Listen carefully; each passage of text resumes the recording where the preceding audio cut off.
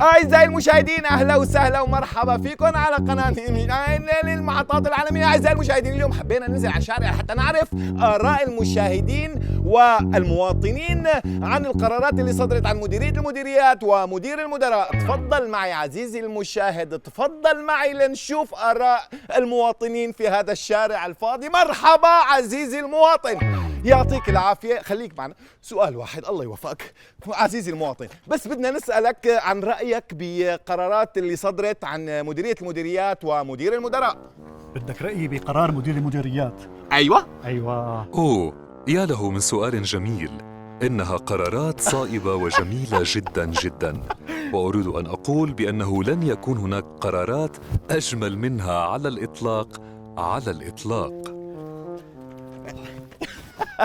مثل ما شفنا أعزائي المشاهدين، عزيزنا المواطن أبدى رأيه بكل ديمقراطية وحكى يلي بقلبه، وكان كتير مبسوط وفرحان من القرارات اللي نزلت. بدنا نشوف رأي تاني وثالث كمان ورابع إذا شفنا حدا بهذا. مواطن اركض معي عزيزي المواطن، عزيز طول بالك، عزيز روق.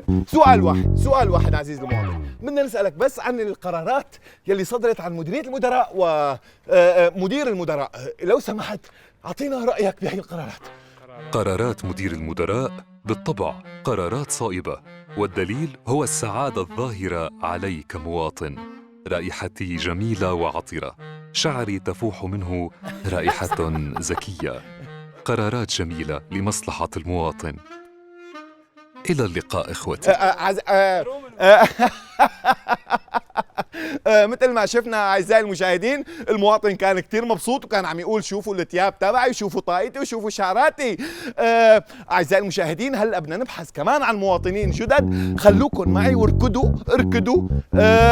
عزيزتي المواطنة، لو سمحتي سؤال واحد بعد إذنك. شو رأيك بالقرارات اللي صدرت عن مديرية المديريات ومدير المدراء؟ بس دقيقة، سكر هلا برجع بدي اقول لك. عن مين؟ القرارات اللي صدرت عن مديرية المديريات ومدير المدراء. حابة أقول بكل صراحة إنه قرارات مدير المدراء كتير ذكية. وعلى فكرة، أنا هلأ كنت عم بعمل لايك لبوست قرار جديد. فعلاً قرارات كتير حلوة. وكمان بدي أقول لك إنه نحن كل شي عنا مازوت، بنزين، بس نحن أحياناً مننق شوي. وعلى فكرة أنا امبارح نزلت على السوق ولقيت كل شي بدي إياه وبأسعار كتير رخيصة، فواكه، خضرة، ونحن كمان. يعني شو بدي أقول لك، نحن شعب كتير بطران. شكرا عزيزتي المواطنة، شكرا لرأيك الجميل، ويعطيكي ألف عافية والسلام عليكم. أعزائنا المشاهدين، خلوكن معنا.